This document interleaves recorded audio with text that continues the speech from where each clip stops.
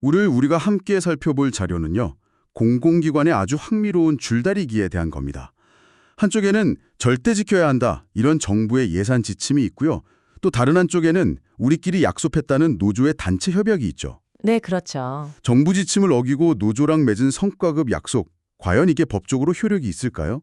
이 복잡한 문제를 오늘 저희가 심층 연구 논문하고 또 대법원 판례들을 가지고 제대로 한번 파헤쳐 보겠습니다. 이게 사실 공공기관 경영진 입장에서는 정말 진퇴양난이거든요. 아, 그럴 수밖에 없겠네요. 네, 정부 눈치 보자니 직원들한테 소송당하게 생겼고 또 직원과의 약속을 지키자니 경영평가에서 불이익을 받으니까요. 바로 그 지점입니다. 그럼 가장 기본적인 충돌 상황부터 한번 보죠. 정부는 성과급 주지 마 이렇게 지침을 내렸는데 회사 보수 규정에는 주기로 약속했다고 딱 명시가 되어 있어요. 이럴 땐 어떻게 되는 겁니까? 이걸 아주 쉽게 생각하시면 됩니다. 정부 지침은요, 본사에서 지점장한테 보낸 내부 운영 메모 같은 거예요. 내부 메모요? 네. 반면에 단체 협약은 지점장이 직원하고 직접 쓴 근로계약서죠.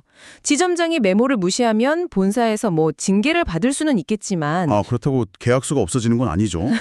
바로 그겁니다. 그렇다고 직원과의 계약서가 갑자기 무효가 되진 않잖아요. 법적으로도 똑같습니다.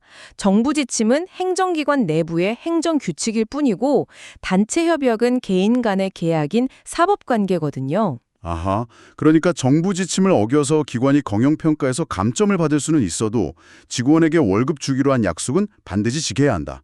계약서가 메모보다 강하다. 딱 이 말씀이시네요. 네, 정확합니다. 고용노동부도 이미 지침 위반이 계약을 무효로 만들지는 않는다고 명확히 해석을 내린 적이 있습니다. 잠시만요. 그럼 공공기관이 그냥 정부 말 안 듣고 노조랑 합의만 하면 뭐든 다 괜찮다는 건가요? 예산이 결국 국민 세금에서 나오는 건데 그렇게 마음대로 해도 되는 건지 뭔가 정부가 제동을 걸 수 있는 장치가 있을 것 같은데요? 물론 있습니다. 바로 그 막강한 노사 합의도 한 방에 무효가 될 수 있는 치명적인 약점이 있습니다. 치명적인 약점이요? 네, 바로 절차의 문제입니다. 한국노동교육원 판례가 아주 대표적인데요. 이 기관 정관에 보수 규정을 바꾸려면 반드시 이사회 의결을 거쳐야 한다는 조항이 있었어요. 네네. 그런데 노사가 임금 피크제 도입에 합의하면서 이 절차를 쏙 빼먹은 거죠. 아니 솔직히 그게 잘 이해가 안 되네요. 경영진하고 노조, 그러니까 당사자들이 다 합의를 했는데 서류에 이사회 도장은 안 찍었다고 그 합의 전체가 무효가 된다? 이건 좀 과한 것 아닌가요? 중요한 지적이십니다. 하지만 대법원은 공공기관의 이사회 의결을 그냥 도장 찍는 절차로 본 게 아니에요.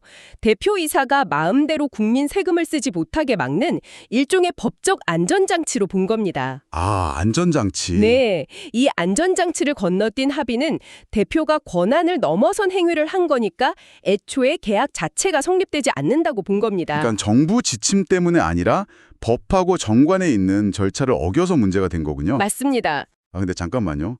더 황당한 사례도 있던데요. 정부 지침에 따라서 성과급을 차등 지급했더니 노조에서 그걸 다시 싹 걷어서 조합원끼리 똑같이 나눠 가졌다. 이걸 문제 삼아서 노조 위원장을 해고했다고요? 자기 통장에 들어온 돈을 자기 마음대로 썼는데 해고라니요? 이건 대체 무슨 논리죠? 바로 그 점을 대법원이 정확하게 짚었습니다. 한국국토정보공사 사건 판결인데요.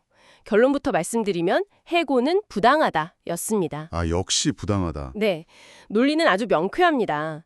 첫째, 정부 지침은 기관더러 차등 지급 시스템을 운영하라는 명령이지 돈을 받은 개인이 자기 돈을 어떻게 쓰라고 명령하는 법은 아니라는 겁니다. 아, 일단 내 통장에 꽂힌 돈은 완벽하게 내 돈이다. 바로 그겁니다. 근로자 계좌에 입금된 순간 그 돈은 사유재산이 됩니다. 그걸 동료들이랑 자발적으로 모아서 나누는 건 이건 사적 자치의 영역이라는 거죠. 그렇군요. 물론 이제 그런 행위가 정부 지침의 취지를 무색하게 만들 수는 있지만 그걸 직접 금지하는 법이 없는 이상 해고 같은 중징계는 할 수 없다고 선을 딱 그은 겁니다. 와, 오늘 얘기를 들어보니까 정말 의외의 사실들이 많네요. 첫째, 정부 지침이라는 게 엄청난 권위를 가질 것 같은데 사실상 회사랑 직원 사이의 계약서 한 장보다 법적인 힘이 약하다는 거. 그리고 둘째, 그 막강한 노사 합의도 이사회 도장 하나 빠졌다고 휴지 조각이 될 수 있다는 반전. 마지막으로 내 통장에 들어온 돈은 내 돈이라는 아주 단순한 원칙 때문에 성과급을 1N으로 나눠도 회사는 속만 끓일 어쩔 수 없다는 거네요. 마지막으로 청취자 여러분께 생각해 볼 질문을 하나 던져드리고 싶습니다. 이 모든 법적 다툼은 결국 공공기관 경영진을 딜레마에 빠뜨립니다. 정부 지침을 따르자니 노동법 위반이 될 수 있고 노사 합의를 존중하자니 기관에 불이익이 돌아오죠. 여기서 당신에게 질문을 드립니다. 공공기관에게 더 중요한 가치는 정부 지침에 따른 재정 건전성 확보일까요? 아니면 법적으로 보장된 노사 자치의 존중일까요? 쉽게 답하기 어려운 문제일 겁니다.